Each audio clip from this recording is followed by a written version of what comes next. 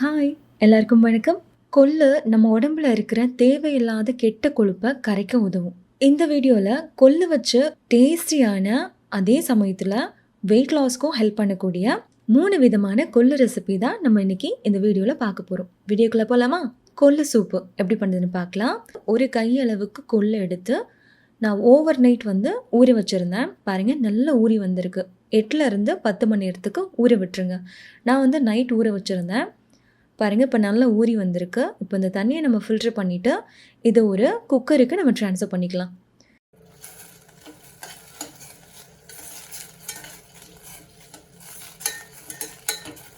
Medium ஃப்ளேமில் வச்சு நல்லா ரோஸ்ட் பண்ணிக்கோங்க. இந்த அளவுக்கு நல்லா வறுப்பட்டதுக்கு அப்புறமா சூப்புக்கு தேவையான அளவுக்கு தண்ணி சேர்த்துக்கோங்க. நான் 1 கப் அளவுக்கு தண்ணி சேர்த்துருக்கேன். கூடவே 4 சின்ன வெங்காயம், 2 பெரிய பல் பூண்டு, கொஞ்சம் போல் கருவேப்பிலை இலை, ஒரு மீடியம் சைஸ் தக்காளி, கொஞ்சமாக மல்லி இலை, பெருங்காயம் கொஞ்சமாக சேர்த்துக்கோங்க. மஞ்சள் தூள் ஒரு சிட்டிகை அளவுக்கு மட்டும் சேர்த்துக்கோங்க. சின்ன ஸ்பூனில் 1 ஸ்பூன் மிளகு, 1 ஸ்பூன் ஜீரகம், உப்பு இந்த சூப்புக்கு தேவையான அளவுக்கு சேர்த்துட்டு நல்லா மிக்ஸ் பண்ணி விட்டுக்கோங்க. மிக்ஸ் பண்ணிவிட்டு லிட் போட்டு க்ளோஸ் பண்ணி ஒரு 7லேருந்து 8 விசிலுக்கு நம்ம ப்ரெஷர் குக் பண்ணி எடுத்துக்கலாம். பாருங்கள், ப்ரெஷர் கம்ப்ளீட்டாக இறங்கினதுக்கப்புறமா நம்ம குக்கரை ஓப்பன் பண்ணலாம். கொள்ளு நல்லாவே வெந்து வந்திருக்கு பாருங்கள். நல்லா சாஃப்டாக வெந்து வந்திருக்கு. இப்போ நம்ம ஃபில்டர் பண்ணிக்கலாம். இந்த மாதிரி ஒரு ஜல்லடை வச்சு அந்த கொள்ளு தண்ணியை நம்ம ஃபில்டர் பண்ணி தண்ணியை எடுத்துக்கலாம். இப்போது இந்த கொள்ளு, வெங்காயம், தக்காளி எல்லாம் இருக்கு இல்லையா, அந்த வேக வச்ச எல்லாத்தையுமே ஒரு மிக்ஸி ஜாருக்கு நம்ம ட்ரான்ஸ்ஃபர் பண்ணி அரைக்க தண்ணி தேவை அப்படின்னா கொள்ளு வேக வச்ச தண்ணி இருக்கு இல்லையா, அதையே சேர்த்து நம்ம நல்லா அரைச்சி எடுத்துக்கலாம். நல்லா ஃபைனாக அரைச்சி எடுத்துக்கோங்க. பாருங்கள், நல்லா ஸ்மூத்தாக அரைச்சாச்சு. இப்போது அதே குக்கரில் கொள்ளு வேக வச்ச தண்ணி இருக்கு இல்லையா, ஃபஸ்ட்டு அதை சேர்த்துக்கோங்க. அதுக்கப்புறமா நம்ம ஃபைன் பேஸ்ட்டாக அரைச்ச அந்த கொள்ளு அதையுமே சேர்த்துடலாம். இப்போது இந்த சூப்புக்கு தேவையான அளவுக்கு தண்ணி சேர்க்கணும். அதுக்கு முன்னாடி கட்டி எதுவுமே இல்லாமல் நல்லா மிக்ஸ் பண்ணி விட்டுக்கோங்க. சூப்புக்கு தேவையான அளவுக்கு தண்ணி சேர்த்துக்கோங்க. உங்களுக்கு எந்த அளவுக்கு தண்ணி வேணுமோ அந்த அளவுக்கு சேர்த்துக்கோங்க. உப்பு கொஞ்சம் கம்மியாக இருந்தனால நான் கொஞ்சம் போல் உப்பு சேர்த்துக்கிட்டேன். கடைசியாக கொஞ்சம் போல் நறுக்கின மல்லி இலையை சேர்த்துக்கோங்க. இப்போ மீடியம் ஃப்ளேமில் விட்டு நல்லா இந்த அளவுக்கு கொதி வரணும். கொதி வந்ததுக்கப்புறமா ஒரு தடவை நல்லா மிக்ஸ் பண்ணிக்கோங்க. மிக்ஸ் பண்ணிவிட்டு ஸ்டவ் ஆஃப் பண்ணிட வேண்டியதான். நம்மளோட கொள்ளு சூப்பு சூப்பராக ரெடி ஆகிடுச்சு. மார்னிங் இதுவே போதும் பிரேக்ஃபாஸ்ட்டுக்கு. ஒரு பவுல் அளவுக்கு குடிச்சிங்கன்னா நல்ல சூப்பர் ஃபில்லிங்காக இருக்கும். சாப்பிட்றதுக்கு வேறு எதுவுமே வேணாம், இந்த சூப்பே போதும். உங்களுக்கு கொஞ்சம் காரம் வேணும் அப்படின்னா லைட்டாக அந்த மாதிரி பெப்பர் கொஞ்சம் சேர்த்து குடிக்க வேண்டியதான்.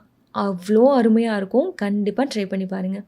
ஒரு நிமிஷம், நிறைய பேர் என்னோடய ஹைட்டுக்கு எவ்வளோ வெயிட் இருக்கணும் அப்படின்னு கேட்குறீங்க. அதுக்காகவே நாங்கள் ஒரு ஆப் டெவலப் பண்ணியிருக்கிறோம்.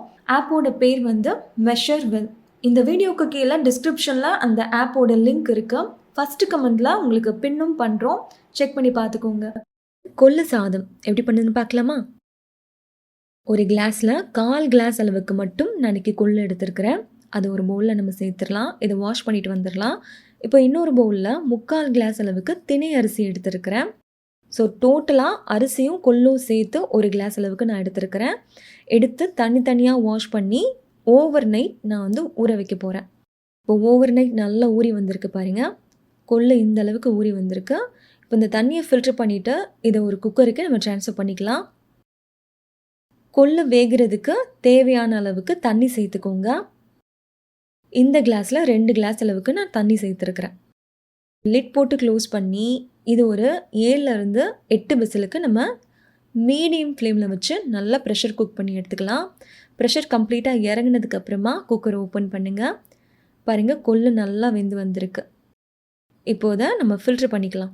இந்த தண்ணியை வச்சு தான் நம்ம சாதம் ரெடி பண்ண போகிறோம். ஸோ இந்த தண்ணி அப்படியே இருக்கட்டும், கொள்ளு அப்படியே ஓரமாக இருக்கட்டும். இப்போ ஒரு குக்கரில் 1 டேபிள் ஸ்பூன் போல் எண்ணெய் சேர்த்துக்கோங்க.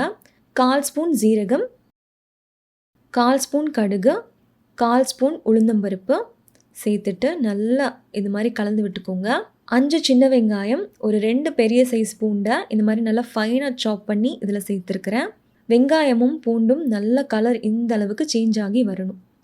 சேஞ்ச் ஆனதுக்கப்புறமா இதில் காரத்துக்காக ஒரு வரமிளகா, ஒரு பச்சை மிளகா, கொஞ்சம் போல் கருவேப்பிலை, ஒரு மீடியம் சைஸ் தக்காளி நல்லா ஃபைனாக சாப் பண்ணி இதில் சேர்த்துக்கோங்க. நல்லா கலந்து விட்டுக்கோங்க.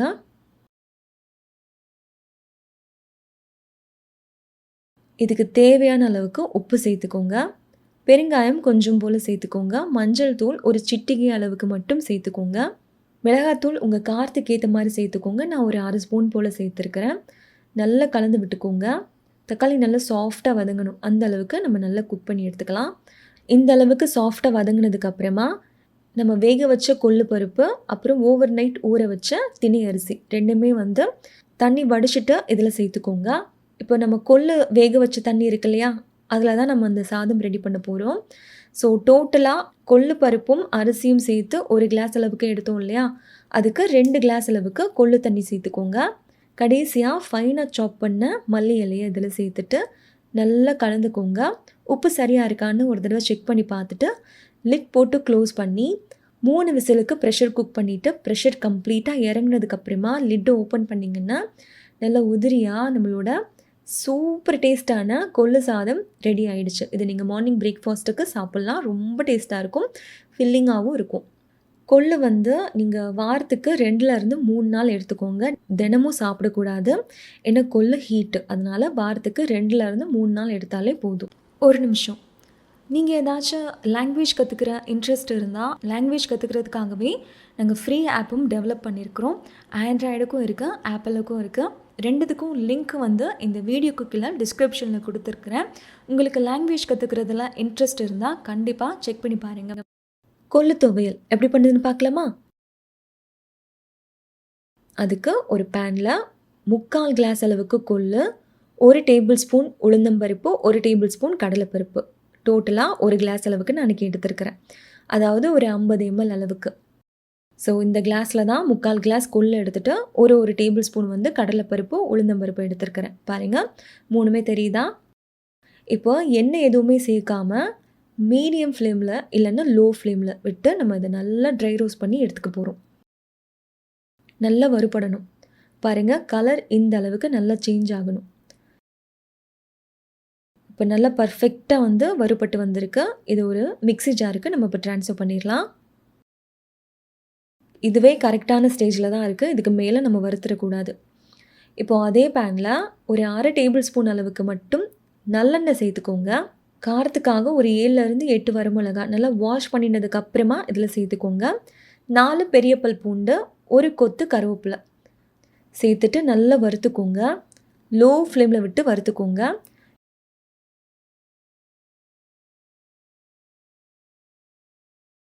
இது கூடவே வந்து 1/2 ஸ்பூன் அளவுக்கு ஜீரகம் சேர்த்துக்கோங்க. சேர்த்துட்டு நல்லா வறுத்துக்கோங்க. அதோட கலர் வந்து நல்லா சேஞ்ச் ஆகி வரும். பூண்டு வந்து நல்லா வறுபட்டு வந்திருக்கு. இப்போது இந்த ஸ்டேஜில் வந்து ஒரு சின்ன சைஸ் தேங்காயில் பாதி மூடி தேங்காய் மட்டும் இதில் சேர்த்துருக்குறேன். இந்த மாதிரி கட் பண்ணி சேர்த்துருக்குறேன். கூடவே கொஞ்சம் போல் புளி சேர்த்துக்கோங்க. நான் வந்து கொடம்புளி யூஸ் பண்ணியிருக்கிறேன். கொடம்புளி வந்து ரொம்ப புளிப்பாக இருக்கும், அதனால் நான் கொஞ்சம் போல் யூஸ் பண்ணியிருக்கிறேன். நீங்கள் நார்மல் புளி யூஸ் பண்ணுறதா இருந்தால் இன்னும் கொஞ்சம் ஜாஸ்தியாக கூட யூஸ் பண்ணுங்கள். கொடம்புளி வந்து வெயிட் லாஸ்க்கு ஹெல்ப் பண்ணும். உங்களால் முடிஞ்சால் கொடம்புளி யூஸ் பண்ண பாருங்கள்.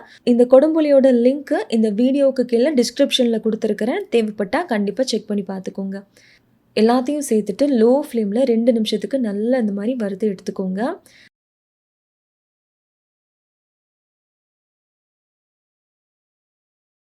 பாருங்கள், இப்போ நல்லா வறுபட்டுருச்சு. கொள்ளு எடுத்து வச்சுருக்கோம் இல்லையா மிக்ஸி ஜாரில், அதுலேயே வந்து இதையுமே நம்ம சேர்த்துடலாம்.